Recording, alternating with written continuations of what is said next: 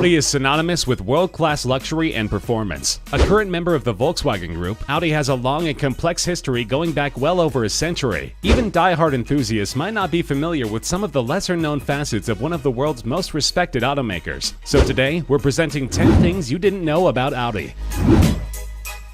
The first Audi, the Type A Sport Phaeton, rolled off the production line in 1910. But the first company that would help give birth to the venerated automaker came into existence a full 37 years earlier. NSU Motor Works was founded in 1873, first producing knitting machines and bicycles before moving on to automobiles during the early 20th century. Wanderer, another future branch of Audi, was founded in 1885 and produced such diverse machines as bicycles, office machines, typewriters, and motorcycles. In 1902, automotive pioneer August Horch incorporated A. Horch & Company with a focus on auto production, establishing a second company with a similar name, August Horch & Company Motor Works, a couple of years later. After a falling out with his partners, Horch left his company, but was prevented from starting up a new one using his own name, as his partners from Motor Works were accusing him of trademark infringement. In response, Horch gathered the partners from his two companies, plus NSU and Wanderer, to discuss merging into a powerhouse new manufacturer with a new name. This company would eventually itself merge with fellow manufacturers Horch, Schopauer, and Wanderer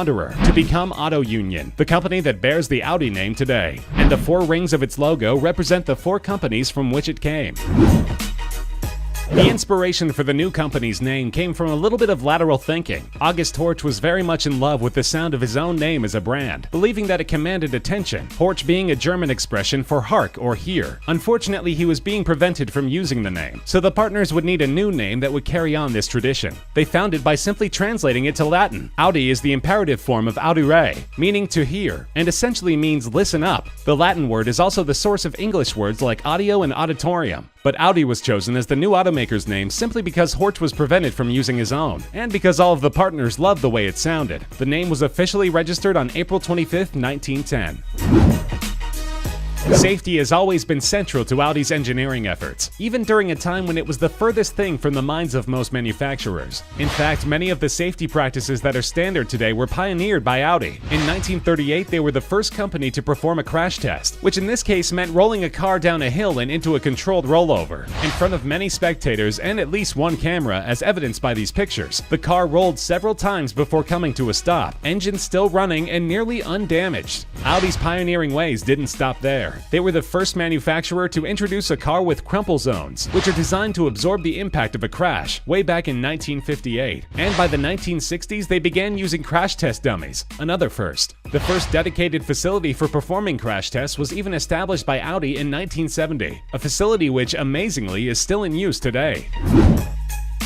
Americans and Brits always enjoy a good argument about which side of the car is the wrong one to place the steering wheel on. But during the early 20th century, when there was no legislation governing this, it was largely up to the manufacturer. Before 1921, all Audi vehicles were right-hand drive, meaning that as far as Americans are concerned, the steering wheel would have been on the wrong side. This was the more accepted configuration then, but in 1921, Audi began producing a left-hand drive vehicle that led to a quick rise in popularity for the underdog configuration. The Audi K, produced from 1921 until 1926, was Germany's first left-hand drive vehicle. By 1923, a quarter of the population owned left-hand drive cars, with Audi leading the pack in popularity. It wasn't until 1938 that the left-hand drive configuration officially became the law in Germany, 17 years after the Audi K first rolled off the production line. Today, over 70 countries still drive on what we in the US perceive to be the wrong side of the road, but we may very well still be doing the same if not for Audi popularizing the steering wheel placement we've come to know and love. Like virtually all German companies, Audi was profoundly affected by the events of World War II. Along with other German manufacturers such as Volkswagen, Daimler, and BMW, Audi has publicly come clean in recent years about its use of POW slave labor during the war. Nazi labor camps housed over 3,700 prisoners who were forced to work for the Auto Union, and thousands more labored at factories in the East German city of Zwickau and in Bavaria. Richard Brunn, the man who negotiated the Auto Union merger, was even himself a member of the Nazi Party. Nearly all of Audi's production facilities, along with those of other automakers, were dismantled and appropriated by the Soviet Union as compensation for Germany's actions during the war. Throughout the 50s and 60s, Audi struggled to produce enough vehicles under its various brands, although curiously not the Audi brand, to remain relevant in the marketplace. Since 1940, no cars had been produced under the Audi name, but after Volkswagen gained a controlling interest in 1964, the brand was reintroduced in 1965 in Germany and in 1970 in the United States. Audi has long prided itself on technological innovation, and this reputation began with its Quattro all-wheel drive system. Audi's 1970s cars like the 80 and the 100 were suffering from a stuffy, conservative image, but engineer George Bensinger received a flash of inspiration from Volkswagen's Iltis, a Jeep-like vehicle that had been in use by the German military and which Audi had a hand in developing. It featured an innovative proprietary four-wheel drive system which Bensinger felt could easily be adapted to a car, an all-wheel drive rally car that could have a considerable edge on its competition. The result in 1980 was the Audi Quattro, of which only a few were ever built by hand by Audi engineers. At a time when all-wheel drive was unheard of in rally cars, the Quattro was easily able to outperform all comers and quickly raced out to 2 World Rally Championships. Variations of the same Quattro all-wheel drive system are available on some high-performance Audi models today, such as the RS series and the screaming fast R8 supercar, which is based on the Lamborghini Gallardo platform.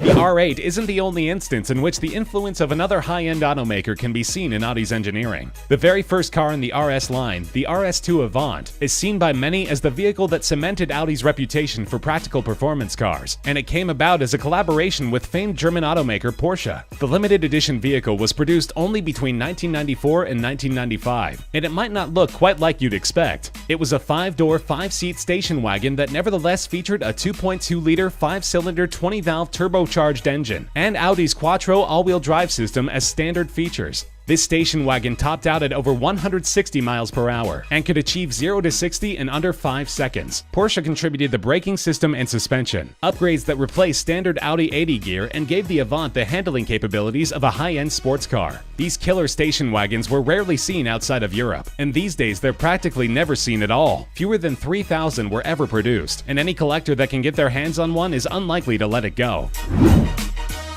In November 1986, the respected CBS News program 60 Minutes ran an expose that was devastating for an automaker so concerned with safety. Reports had been surfacing of a sudden and unintended acceleration taking place in some Audi 5000 models, causing injury and in some cases death. Although no problems had been verified or even identified, 60 Minutes went ahead with their piece, which featured a self-proclaimed expert showing how problems with the 5000's transmission could cause the vehicles to take off like an unstoppable rocket. The only problem was that none of it was true. Most of the known instances of unintended acceleration were later quietly found to have likely been caused by driver error, many of them involving drivers who were new to the vehicle. 60 Minutes expert was found, off camera of course, to have literally tampered with the transmission of the vehicle used in the broadcast, drilling a hole in it and pumping it full of pressurized air to achieve the desired effect. No defects were ever found in any Audi vehicle, although a 2012 National Highway Traffic Safety Administration report did conclude that the 5000 had a slightly excessive idle speed, which could cause unfamiliar drivers to panic and misapply their foot to the gas instead of the brake. The whole incident caused a dip in sales and briefly threatened Audi's reputation for safety and quality engineering.